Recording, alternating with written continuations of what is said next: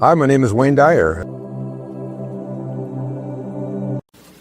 Something specific that you can do with this, because when you're lying there in your bed debating whether to get up, or when you're going through all of the troubles and all of the difficulties and all of the things that aren't working, when you're putting your attention on what you don't want and you can't stop it, and your mind is just this jumble of constant thoughts coming in and coming out. Can you identify with that? It goes on. Almost everybody, every patient I've ever worked with has this kind of thing.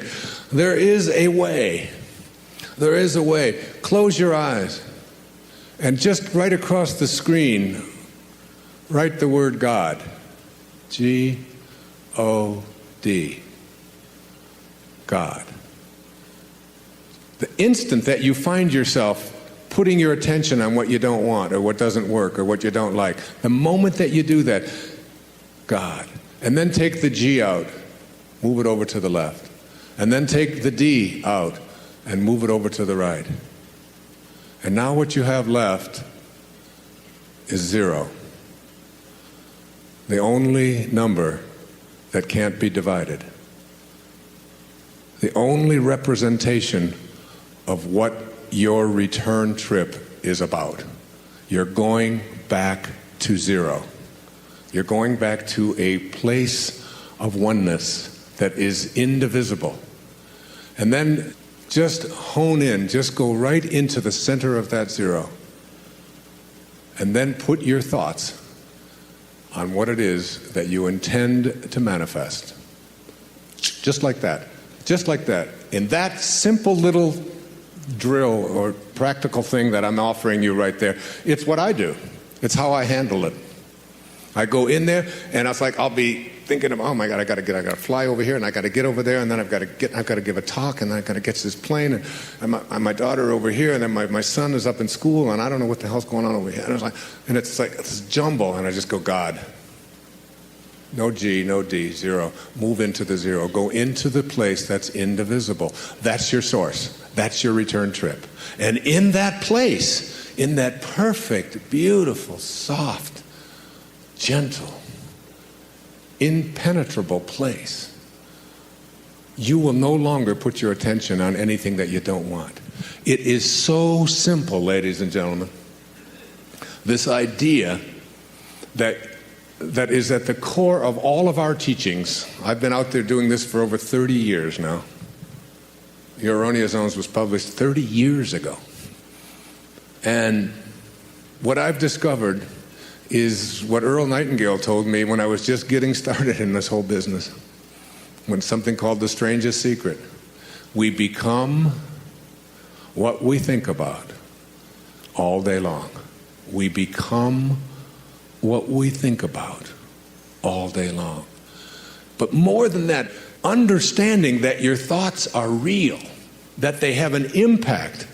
Isn't it conceivable that your thought can have an impact on whether or not you can attract what you want into your life?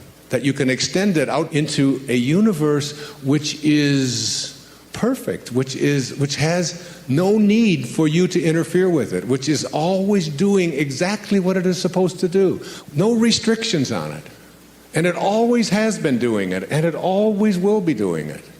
And everything that you're going through, it's all part of the perfection of all of this. That you are not any of the things that you've come to believe that you are. You're not what you have, you're not what you do, you're not your reputation. You spend a whole lifetime working on understanding that. I'm looking at the things that we believed in the morning of our life. What we were taught, what we were told when we came into this world. What you were told was important for you to do. It's important for you to go to school. It's important for you to get good grades. We throw this stuff at our children. We throw it at ourselves. It's important for you to look a certain way. It's important for you to make the team. It's important for you to defeat somebody else. It's important for you to make a lot of money, to advance in your profession. It's important for you to be a good daughter, to be a good mother, to take care of your family. It's important for you to have goals. It's important for you to figure out what other people are doing and get there ahead of them so that they don't get ahead of you. It's important for you to win. I'm just scratching at the surface here of all of these things that we've been conditioned and told, this is what you're here for, this is what it's about. And you bought into it. You just hook, line, and sinker. We took it. We all did. I did too. We all did. And then you get to a point, and I just share with you this one observation from Jung. We cannot live the afternoon of life according to the program of life's morning. For what was great in the morning of your life, getting the grades, making the cheerleading team, being a good daughter, getting the gold star, saving your money, getting the job, whatever it is, what was great in the morning will be little at evening. And what in the morning was true, which is a big word here today, what in the morning was true will at evening have become a lie. Love is the truest antidote to fear and doubt. When you feel unconditional love for yourself as a divine creation who is here with a purpose, you release all doubt and fear concerning yourself and your place in the world. Therefore, when you experience a moment of fear and doubt, give yourself a portion of mental love and remind yourself that you are a holy creation. As you practice sending yourself love, that becomes what you have to give away. And it is also true that the more love you contain, the less room you have for the energy of fear and doubt. The banishment of doubt from your life forever will put you in touch with a mysterious power that previously had been obscured.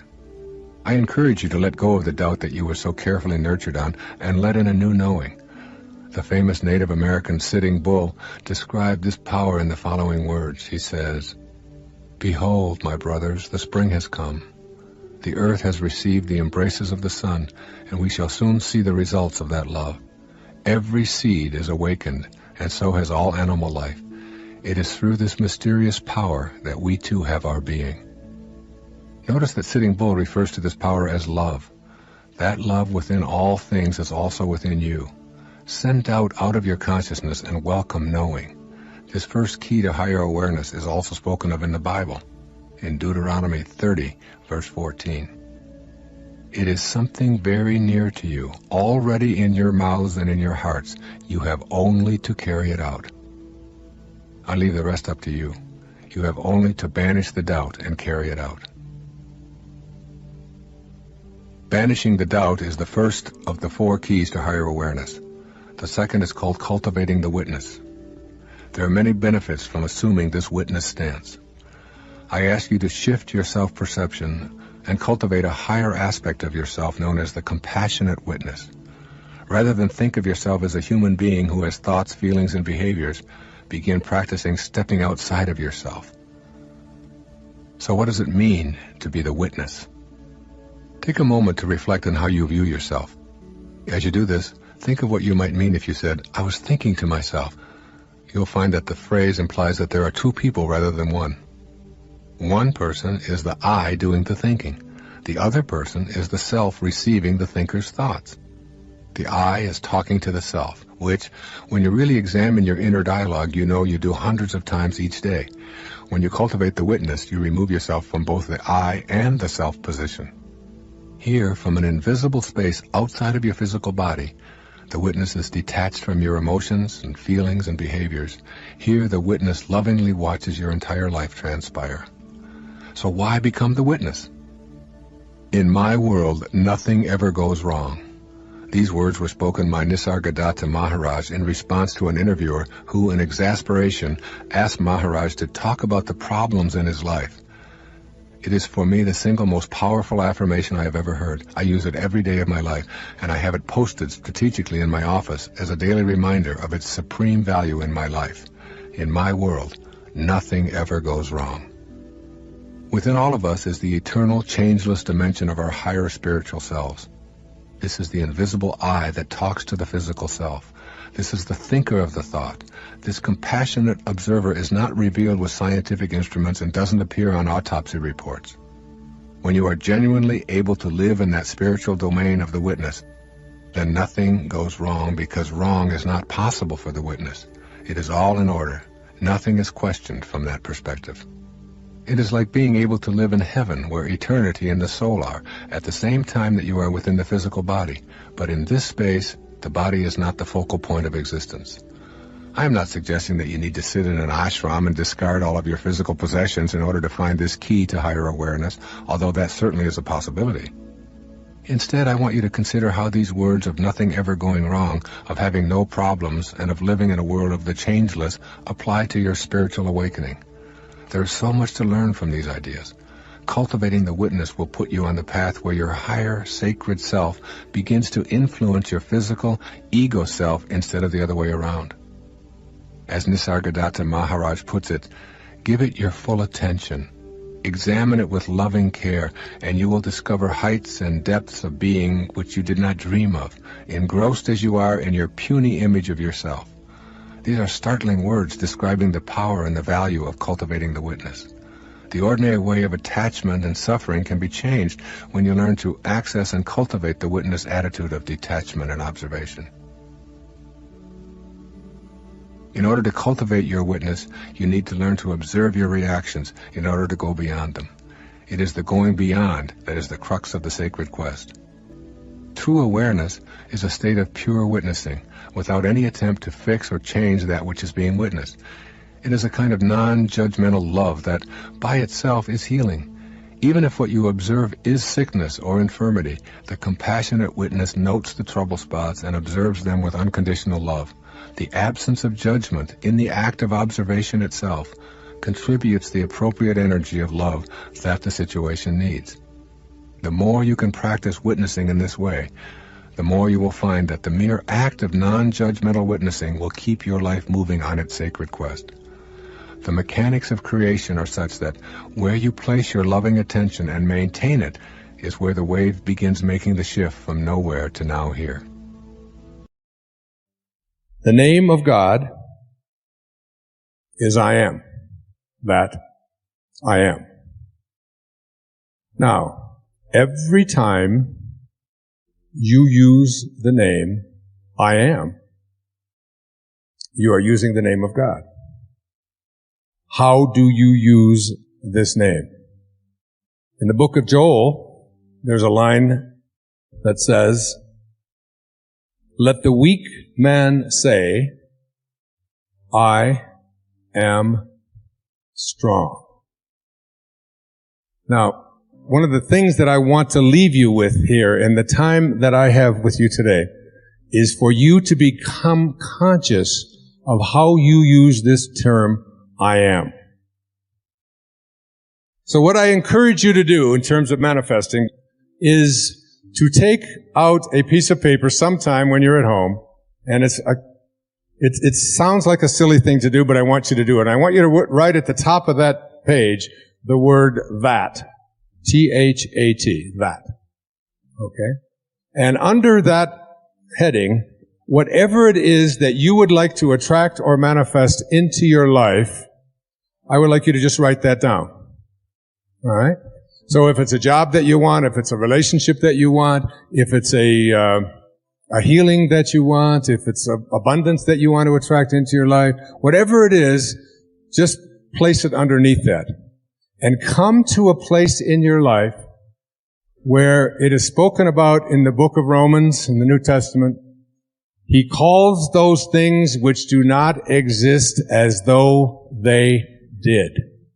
You must be able to get to this place in your life where you don't use the evidence of your senses, what your eyes tell you, what your ears tell you, what your stomach tells you, what you see written down, what the internet tells you. You want to be able to be in a place where you are living from the end as if what you would like to manifest is already there. To make a future dream, a present fact, you must assume the feeling of that wish as already being fulfilled. Your subconscious mind is listening to how you are asking the universe to provide for you what it is that you would like to attract or manifest into your life. And if you fill your subconscious mind with all of the things that you don't want, that you don't like, that make you unhappy, that make you depressed, that make you worry, then your subconscious mind, which is impersonal, and remember, it can't make a distinction between what it is that you are feeling as a result of what you place into your mind or what is actually happening in your life. It doesn't distinguish one from the other. It's totally impersonal. It's just open to suggestion. And here you are suggesting to your subconscious mind, which will, when you awaken, you will align with the universal subconscious mind, the one mind. You know, there's millions of people out there in the world. There's millions of you watching this program. And you can see the difference between each and every one of you on the basis of your appearances. But there's only one mind. That's what the great spiritual texts all teach us. So now, if you program your subconscious mind to tell yourself, to go over all the things you don't want, all the things you don't like, all the things that shouldn't have happened, all the ways that you were mistreated, all about how terrible the economy is. And, you know, we live in a fear-based world. You want to shift away from that kind of consciousness and use the last 5 minutes of your day to program your subconscious mind with what you have placed into your imagination with your I ams. I am well. I say it to myself every night, especially when I get into that state, you know, that weird state where you're sort of half awake and you're half asleep and you know you're heading towards that sort of that subconscious place. And I just remember what it says in the book of Job. I don't want my instructions sealed by going over, I am sick, I am poor, I am unhappy. I just say, I am content. I am lucky. When I wake up in the morning, I don't say, oh, good God, morning. It's the reverse. I say, good morning, God. You know, it's like being grateful rather than being in that place where the things that you don't want are what you have programmed your life to be.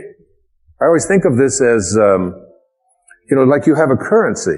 And if I were to give you currency to go out and purchase what you want, and every place you went, you took this currency that you have to purchase what you want, and you purchase what you don't want, and then when you get home and you wonder why your house and your life is filled with everything that you don't want, it's because you're insane. That's just insanity. It is. I mean, why would you take the currency that you have to buy what you do, that's there for what you do want, and spend it on what you don't want? Well, the currency that you have for attracting into your life what you would like to have are your thoughts and your imagination and your I ams, your God consciousness. Why would you use it to say, I am unable, I am unlucky, I cannot, I will not? You're throttling, that's what it says in the I am discourses, you're throttling that great I am presence that is located within you. And so, the last 5 minutes of your day, as you're about to marinate for 8 hours in your subconscious mind with your unconscious state, you want to go into that state.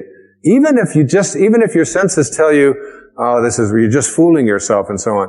You don't want to use your senses and the internet and other people's opinions, what you see, what you hear. You want to let go of all of that and recognize that anything that you want to attract or create for yourself in your life begins with what you have placed in your imagination and have assumed the feeling of that wish fulfilled, and now you're going to practice it. Because getting stuff out of your subconscious mind is a big job. It really is.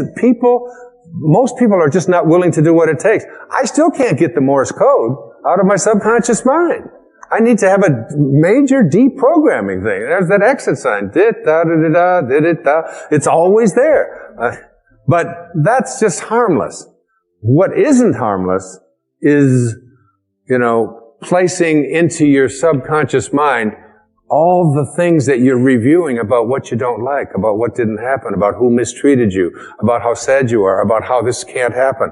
You are a creator. How can you surrender and let go and become detached from the outcome and the stuff that you seek after in your life?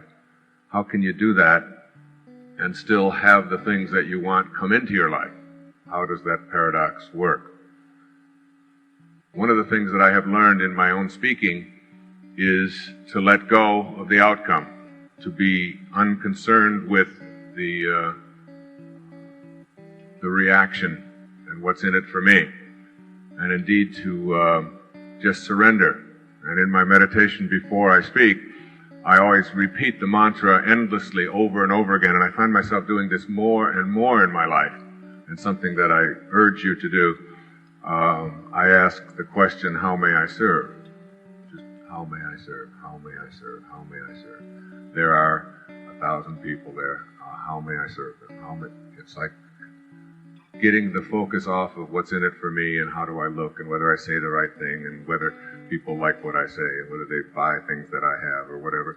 And instead, like letting all of that go. Just letting that go. And getting the focus of your life, the centeredness of your life on this business of serving.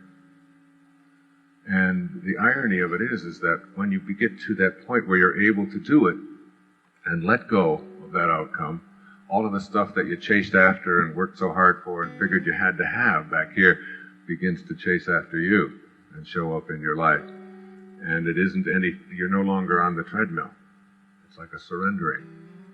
And so that's what I do when I come on stage. And it's almost as if God says to me, it's like, as long as you stay on purpose, you'll never stumble.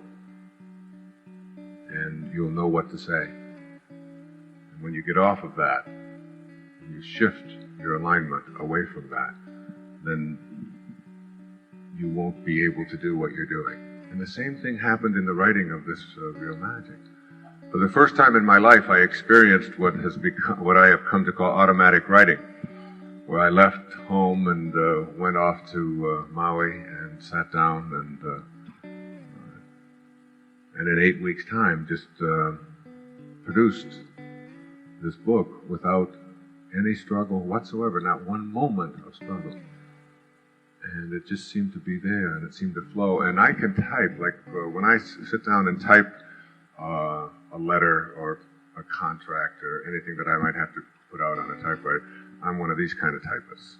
I just look around. I can do it rather quickly, but I have never had the formal training in typing. But when I write at this little typewriter, I can go along and close my eyes and write at 70 and 80 words a minute when you get into that automatic. And I can't tell you how I do that, because I had completely let go. And I wasn't concerned with whether the editors liked it, how it came out, whether or not it was a bestseller, whether people were going to buy it, whether the reviews were going to be. Nothing. It was like very, very peaceful. And it's a very peaceful place that I'm asking you to look at and get to in your own life. I learned to do it about 10 years ago when I really honed this, and that was when I was speaking in Houston. There were about 3,500 people who had all paid a lot of money to come and hear me, and it was an evening with Wayne Dyer. And I had all my notes all arranged in exactly the way I wanted to, and everything was just exactly perfect. I was backstage doing the pacing that you do before you go on, and the meditating and the breathing, and just getting yourself relaxed and your sort of divine guidance that you're seeking. And I realized that I didn't have my notes. They were gone. Yes. And they were back in the hotel room, which was 30 minutes away, and I was going on in 10 minutes. So I walked out on stage without any notes for the first time, and I surrendered. In that 10-minute period of time, I just said, all right, you know what you're doing, and you know how to do it, and you're good at this, and you're here for a reason, and there are 3,501 people in this room, and you're the one who's speaking, and 3,500 have paid to come and hear you. There must be a reason for that, and so get on purpose, get off of your outcome, get off of how well you do, get off of how much money you're being paid, get off of all of that, and get on to what are you here for? Yeah. And you're here to improve the quality of life for somebody else. That's all you can do. When you leave this planet, the measure of your life won't be in what you accumulated. Yeah. It will be in what you gave. Since you can't get anything anyway, it's in giving. So I surrendered, and that was the beginning for me of surrendering. I've never used notes since in my life. It's not that I'm not prepared. I meditate before, and I know what I want to do. See, what you have to learn is that I read a wonderful line when I was down in Australia by an actress who was talking, and she concluded it with, she said, if you want to make God laugh, tell her your plans.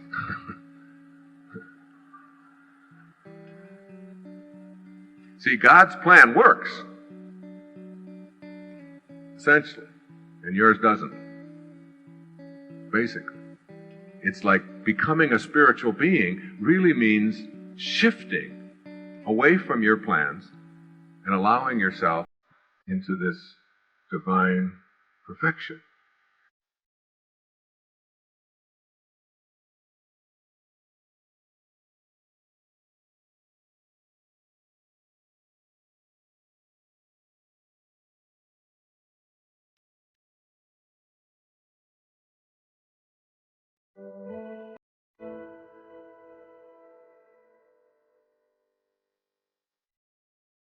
Here are some of the signposts of a new direction.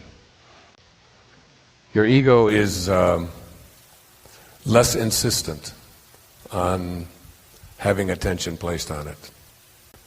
There was a time when I could dominate every conversation, no matter where I was, no matter who I was with, and if I was with my wife or whatever. And I could be glib and verbal and use quotations and talk and get people to gather around and endlessly take the spotlight. Today I find myself hardly ever talking. I just love to sit back and watch and listen and observe and notice. Secondly, doing less, not more. Letting go and letting God becomes easier for you. Practicing non-interference. Boy, when I was writing Change Your Thoughts, Change Your Life and living that part of the Tao, I remember reading one of the verses and thinking, it says, great sages do nothing, and because they do nothing, they get so much more done. And I just couldn't wrap my head around that, or my consciousness around that I could do less and get more done. I mean, we've grown up in a world where you have to go out and do more in order to get more. It says in the Tao, great sages accomplish great things by thinking small rather than thinking big. That a journey of 1,000 miles begins with a single step. And the great sage just thinks of the single step and where they are. You get to a place where you're not trying so hard, but you're not failing at anything. You're just producing results, and you're not willing to judge the results, and it gets easier, trying less. You begin to shun the spotlight. You begin to practice what the Tao taught me to practice, which is radical humility. Not taking credit, giving other people credit, not needing to have other people tell you how wonderful you are. Just simply practicing what the ocean teaches us. Stay low and let everything come to you. Unity begins to replace separation. Conflict then is eliminated. Remember, the mind at war with itself can never know God. Because knowing God means knowing oneness. And oneness means nothing to be in conflict with. You cannot be in conflict when you have oneness. There's only one. And we begin to see ourselves as connected to everything. Now, also on this voyage of two, and I just have to speak a few moments about this, it is what I call the fall. Virtually every spiritual advance that I've ever made in my life has been preceded by a fall of some kind or another. And I think you can expect a fall. And when you're in one, when you're in a low point, when you're struggling, the Tao says that built into all misfortune is good fortune. And built into all good fortune is misfortune. So that when you're in a place of misfortune, low, your relationship isn't working, the finances aren't coming, the news about your body, the medical diagnosis, things aren't the way you want them to be. All of the falls. Elizabeth Kubler-Ross had a wonderful quote. She said, if you shield the mountain from the windstorms, you'll never see the beauty of the carvings. So the idea really isn't to try to eliminate the storms of your life. The idea is to learn how to sing in the rain, how to dance in the storms, and be willing to go into the storm. And the final thing about this journey back, I talked about it in the film, it's called the quantum moments. And these are moments in our lives that really shift us, and they almost always come after a fall. So you have the fall, that as you have one of these falls, what you are doing is you are generating energy to propel yourself over the bar. If you remember in the film, I spoke about the night that I had one of the most shameful nights of my life, when I required my wife and our 5 little children, we had 5 children in 8 years, and they had closed the bar at the restaurant because someone the night before had served someone underage, and they wouldn't give me a beer with my meal. And I made everybody in the family be inconvenienced and get up and go to another restaurant because I was upset because I couldn't have my beer. Now that's a jerk. That's shameful behavior. It's hard for me to even admit it, but I'm better than I used to be. Now I'd only make them go 2 blocks instead of 3. No, I wouldn't do that. I wouldn't do that. And that morning, after that fall provided me with the energy. I began to think about myself. And what was I doing? How long has it been, Wayne, since you've gone without having a beer in the evening? I couldn't think of a day in the previous 2 decades. And what are you doing making your wife, who's had 5 children with you in 8 years, move? And you know what it means to move little children like that? You know, with all of the things that you have to take and put them in the cars and the seat belts and all of that, and none of it mattered to me. But that fall allowed me probably to be alive today. Because if I would have kept drinking the way I was, I wouldn't be alive today. It was going to kill me, because alcohol's like sugar. I mean, and it's loaded with sugar, by the way.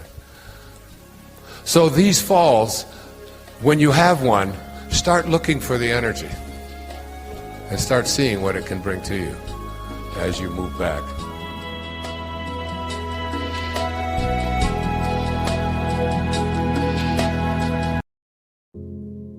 A Persian poet from back in the ancient times in the 13th century, his name was Jalaluddin Rumi. And Rumi has this observation that's been very important and very powerful to me. He said, "The morning breeze has secrets to tell you. Do not go back to sleep." Let me say it again. The morning breeze has secrets to tell you. Do not go back to sleep. I'd like to take a poll. Just by a show of hands, I'd like to ask how many people in this room, and there's about 3,000 of us here tonight, I'd like to ask you, how many of you awaken at one time or another between the hours of 3 and 4 a.m.? Let me just see by a show of hands. And if you look around, you see that this is a universal experience. Now, what do you think that is? If everybody, almost everybody, awakens at some time between 3 and 4. Now, for some of us, we just interpret that as, all right, this is my age, I'll just run into the bathroom and I'll be right back. And you may make that visit several times a night, I don't know. But there's more to that. And I'd like you to, now of all of those people who raised their hand at this idea that you awaken sometime between 3 and 4 a.m., how many of you awaken at exactly the same time? Exactly the same time, with a little digital clock next to you.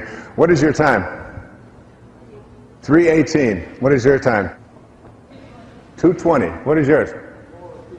4:50. So like there's a, and this happens repeatedly over and over again. My time is 3:13. I awaken at 3:13 night after night after night. I look over, I've got this little clock. It's not an alarm clock, it's just a little digital clock. I just look over and it's 3:13 again and again and again. So what I had trained myself to do in the writing of this book, in the inspiration book, is to put my feet on the floor and say to myself, all right, you are going to awaken, because here's what Rumi said: the morning breeze has secrets to tell you. Do not go back to sleep. Do you realize that between 3 and 4 o'clock in the morning, in the middle of the night, this is the time when you're closest to your source? This is the time when it's the quietest.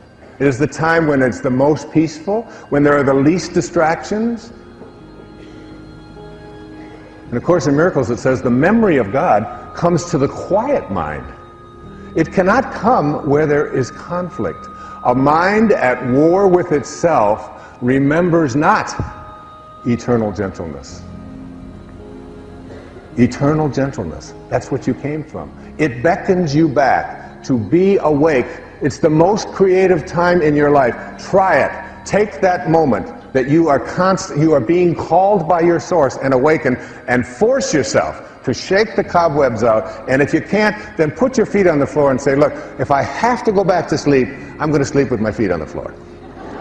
And after a while, that gets very uncomfortable, and you'll get yourself up. Now, when I do that and I get up, that is the most glorious time to be out there. And I go out onto the lanai, and I get this sense of this powerful feeling of inspiration. It's overwhelming to me. And I walk by my writing table, and it pulls me. It's pulling me towards it. It's almost beckoning me and saying, please, please come to me.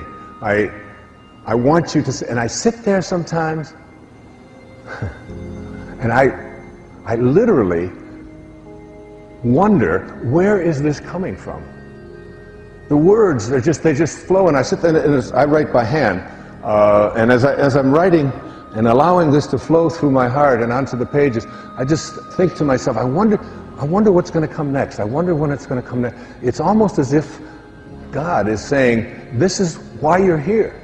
And I can't get you any other time because it's just so busy, and there's horns bonked, and there's so many distractions. But here's a time when you can just be with me. Just be in spirit. Just be inspired. Inspirado. Be in this space with me.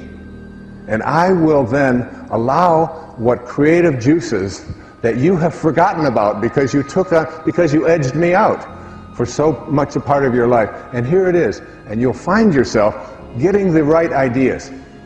Examining things that you never thought of before. Writing, some of you, I know you do it in your sleep many times, you'll write a poem and it'll be so phenomenal, and then you'll say, well, I'll remember that tomorrow. And then you get up and you can't get any of it. The morning breeze has secrets to tell you.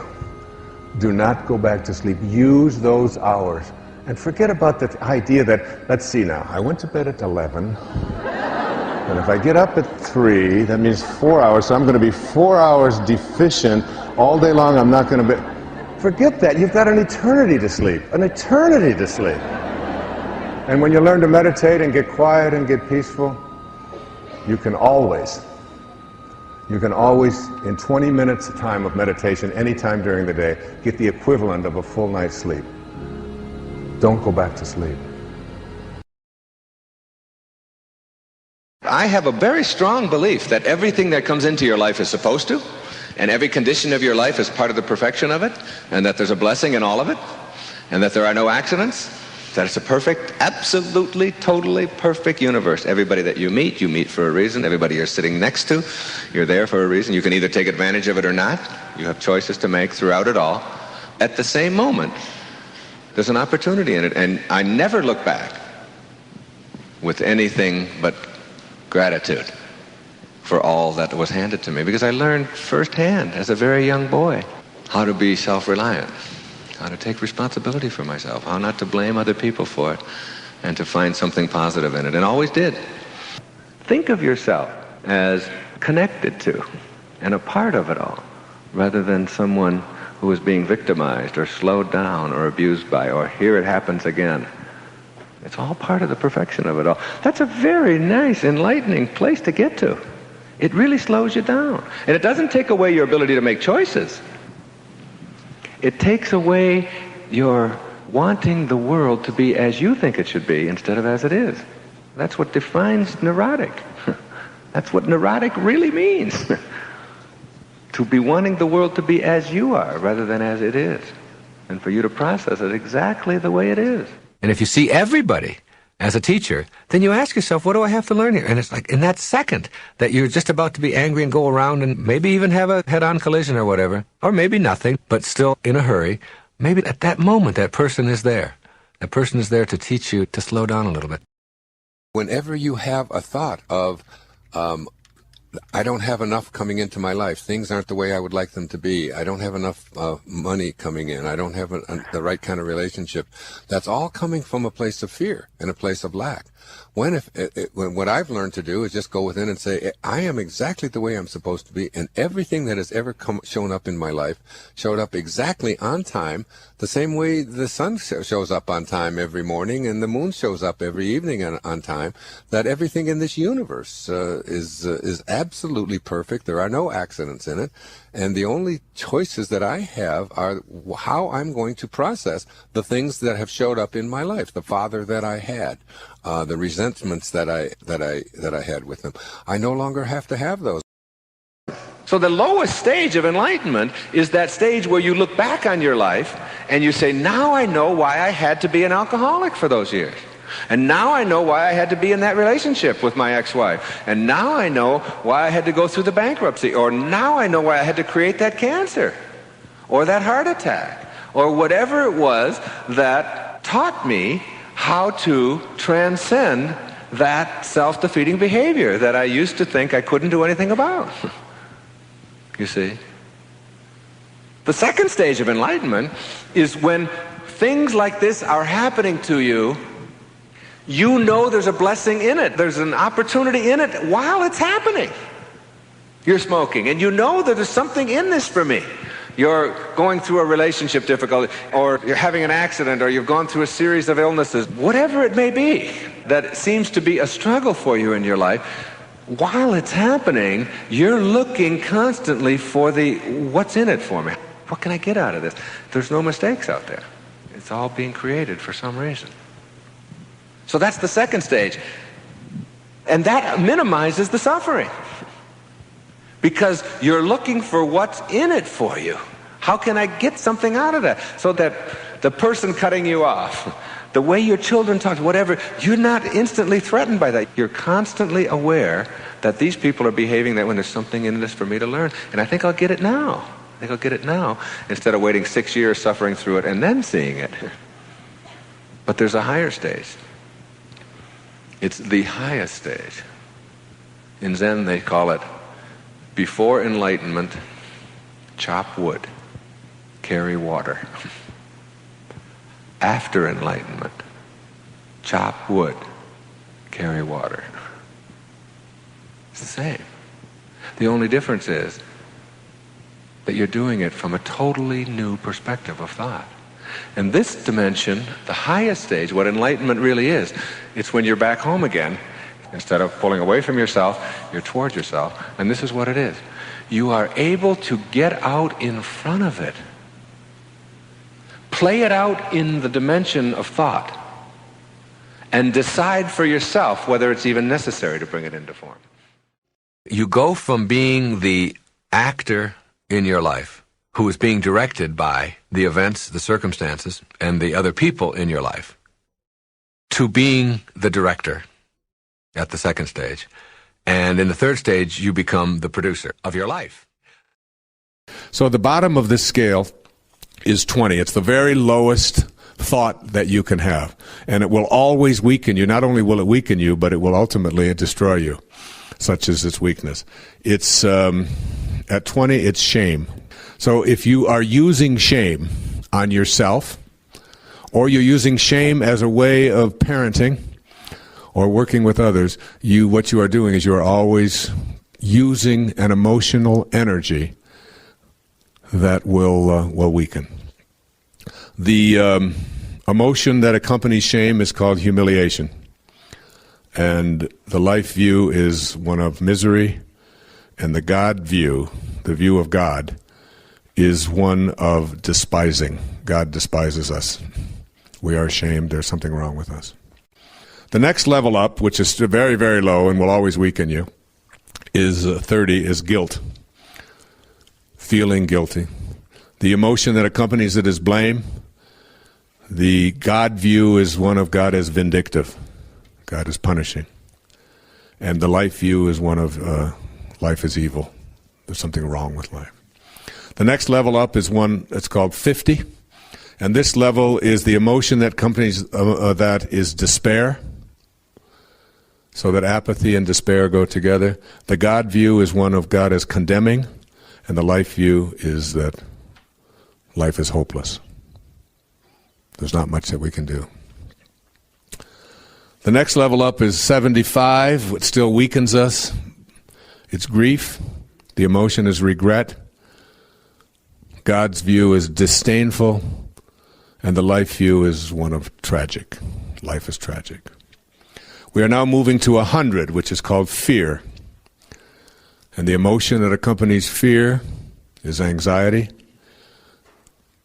The God view is one of punitive, God is punishing, and life view, frightening. Life is frightening. Now we move up to 125, what he calls desire, and the emotion that accompanies that is craving, always wanting to get someplace else. The life view is one of life is disappointing, and the God view is denial, denying. Now we move to 150. We are still at emotions and thoughts that you have that will weaken you. At 150, the emotion that accompanies it is hate. The life view is that life is antagonistic. And the God view is that God is vengeful. We are now moving closer to that which will strengthen us, to something called pride. Pride. And the emotion that accompanies pride is called scorn. The life view is that life is very demanding. And the God view is that God is indifferent. Doesn't care one way or the other. Now we move to 200. We are now making a distinction between being able to recognize truth from falsehood. This is called courage. And the emotion that accompanies courage is affirmation, affirming, life is affirming. The life view is that it is feasible. And the God view is that God is permitting. God allows us. All right. Now we move to 250. We are now talking about emotions and thoughts which strengthen us. At 250, trust is the emotion. Neutrality is the level of thought. The life view is life is satisfactory, and that the view of God is that God is enabling. God enables us. We move now to 310, what he calls willingness. Willingness. Whereas the emotion of willingness is something called optimism, an optimistic view of life. The life view is that life is hopeful, and the God view is that God is inspiring. Now we have moved from God being despising and vindictive and punitive and vengeful and indifferent and permitting and enabling to now God is inspiring. At 350, acceptance, the emotion is forgiveness. I accept and I forgive. The life view is that life is harmonious, and the God view is that God is merciful. Mercy. We now move to 400, where very, very few people ever get to, called reason. The emotion of reason is understanding. The life view is that life is meaningful. There's a meaning to all of this. And the God view is that God is not only merciful and inspiring, but God is wise. Wisdom comes with knowing God. Now we move to 500, which we're talking about a handful of people. The level is called love. The emotion is reverence. The life view is that life is benign, non-cancerous, non-debilitating. And the God view is that God is loving. At 540, the level of joy. Where there is sadness, let me bring joy, remember. The emotion is serenity, a sense of just being serene in life. The life view is that life is complete. I am complete. And the God view is that all is one. All is one. At 600, the level of peace, the emotion is bliss. So it's not just serenity, but it's bliss, which is that wonderful, great, good feeling, continuous. Life view, life is not only complete, it is perfect. And the God view, all being. And finally, enlightenment, between 700 and 1,000.